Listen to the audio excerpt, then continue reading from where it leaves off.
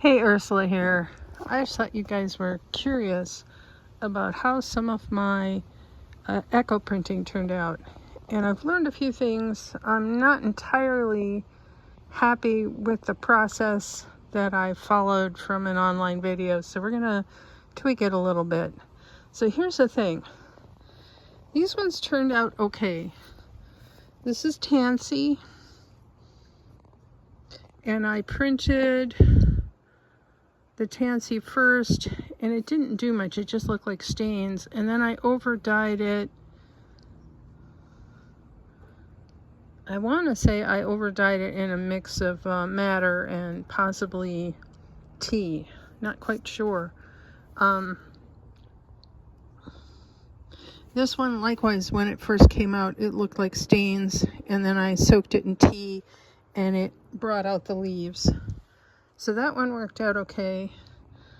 These were just dyed in madder root and just kind of took on sort of a tie-dye approach. And I like it just the way it is. I'm not going to echo print it. That's just dyed in madder root. Okay, so this one, the leaves were soaked in rust, and there are leaves with tannin in them. This is rose and black raspberry, and they just really didn't turn out too well.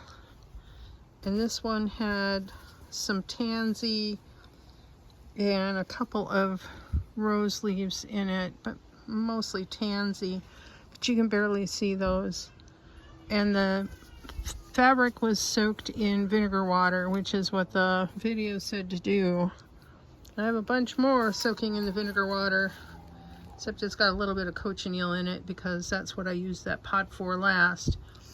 So the vinegar water with the rust leaves did not work out, but apparently I need tannin, and I need to cook these things in a tannin bath. So we go back to my jar with the tea in it. All right, these bags have been soaking in tea, which is almost pure tannin.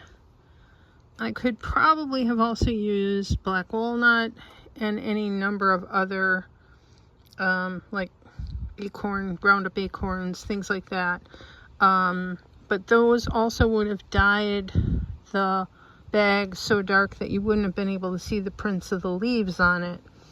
So we're going with a really light tea, and we're going to try the leaves again and see what we get, and hopefully we get something useful. And then what I'll do then is once those are done, I'll put these guys in just the tea and see if it'll bring out the leaves that are already there, because otherwise it just looks like stains. So that's what we're doing today. Okay, so this is the rest water. You see, there's my kettle that I'm just slowly disintegrating into the rust water. This is stainless steel, and these have been soaking for some time. They're just starting to disintegrate. There is tansy, there's black raspberry, and there might be some rose leaves in here. And so what I've done is I'm laying them on just half the bag. And then what I'll do is wrap the pipe around it. We'll see in a minute. So I've folded them in half. One of the bags is more yellow than the other, and I'm not quite sure why that is. Maybe it was in onion skins before it got thrown into the tea water. But it doesn't matter. We'll take a look at it once we get it rolled. Okay, those are wrapped around a piece of old copper pipe. And now in order to get a good impression, we have to get that leaf really tight up against the fabric. So what we're going to do is wrap it around and around and around and put a lot of pressure on it so that it gives us a good clean print. Okay, so this is old t-shirt that was cut up into string. It's somewhat stretchy. I was able to pull it nice and tight, Then I secure the end with a rubber band. In the heating process, that rubber band will get destroyed, so they're not really exactly reusable. But I will do that to secure the end so I don't have any loose pieces that don't get pressed decent. So I'm going to go ahead and wrap the other one, and I'll be back.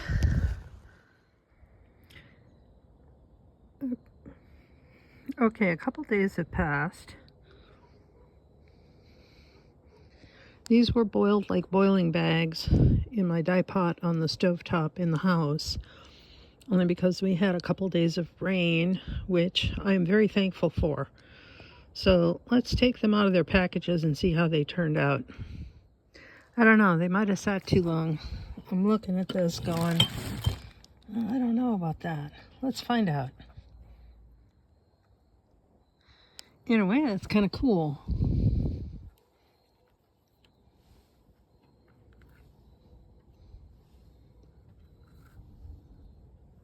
I have no idea where that imprint came from, except maybe the other side of this. So it kind of bled through, and the top is kind of blobby. Let's see what the other side looks like. Not really very well defined, so it looks like I'm going to have to work on my process a little. Let's see what the other ones look like.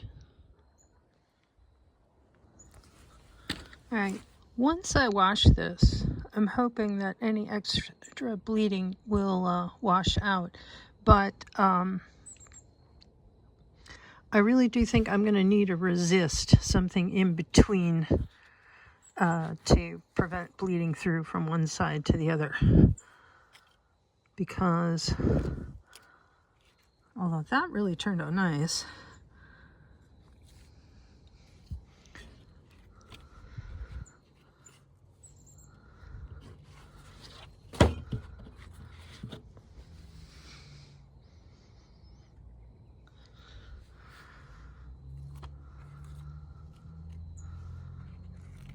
I think we'll wash these up and see what they look like after they've gone through the wash.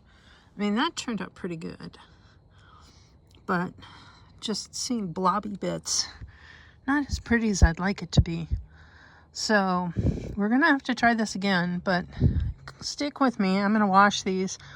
Once the washing repairman shows up and we can get the washing machine fixed. Anyway, we'll be back in a bit. Okay, more than a week has passed. We're still waiting on the washer repairman. He's coming tomorrow. But some of the prints I re-soaked. We're just going to take a look. That was a single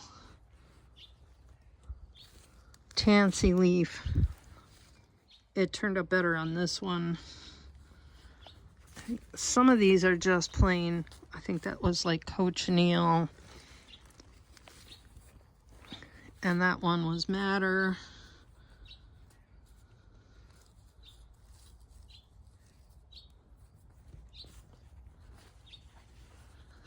Tea.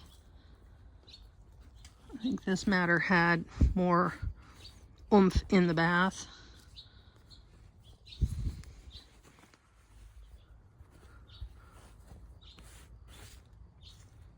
Again, madder. Cochineal, that faded. It used to be brighter. This one was onion skin. We're starting to lose light. It's awkward this time of year because the light goes away so fast, and being in the hills, it's behind the mountain, but it's still out. This one was probably tea and cochineal. I kind of like that color.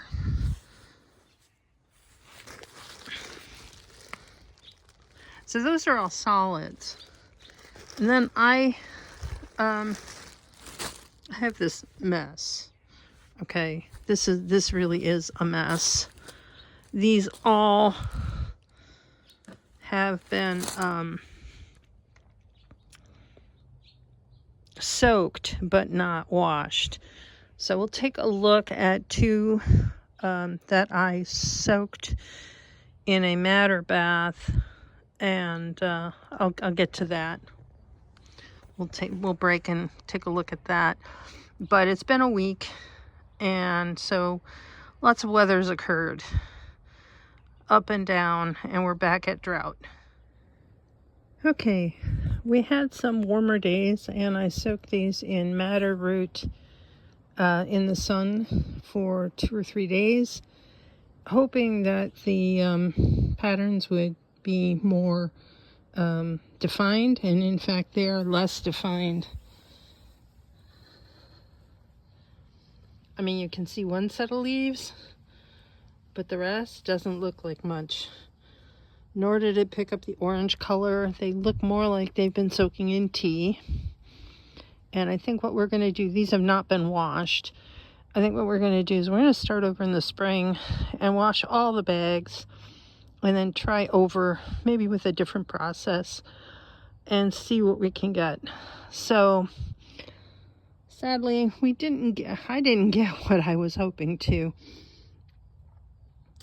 I really do think that with our drought this year and last year, that the plants are stressed and they just aren't producing the tannin in their leaves that they normally would, nor are they giving the color that I would normally get from them, even just dyeing with the plant material. The madder root is something that's purchased. It wasn't grown here, but we've been suffering severe drought. And I mean, a lot of the area right now is under fire warning. And even though the weather's changing again, there's no rain. It's been wind, but no rain. So we're back at that. Hopefully next year will be a better year, and keep our fingers crossed. We'll try again.